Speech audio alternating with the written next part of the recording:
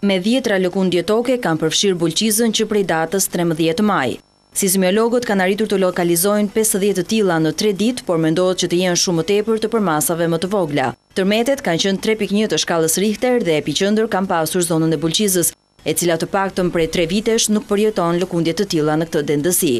Sipas sismologëve, fuqia e tyre ka qenë e vogël dhe është regjistruar deri në 7 km thellësi, por nëse tërmetet do të jenë më të fuqishëm, mund të rrezikojnë jetën e minatorëve që punojnë në galeritë nën tokës. Zona spikat për tërmete të fortë, të fuqishëm, përmendim tërmetin e 67-ës, që shkaktoi dëme të konsiderueshme në zonën e Dibrës, në kufimin midis Librazhit dhe Dibrës.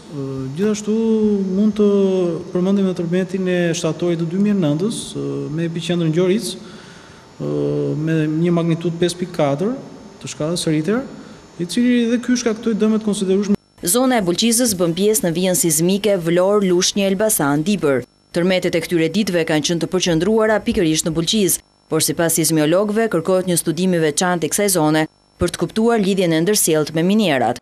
Në bazë të këtij studimi do të kuptojë se si mund të ndikojnë ngërmimet e vazhdueshme të tokës për nxjerrjen e minerareve dhe rrezikun për shkarje të mundshme të saj.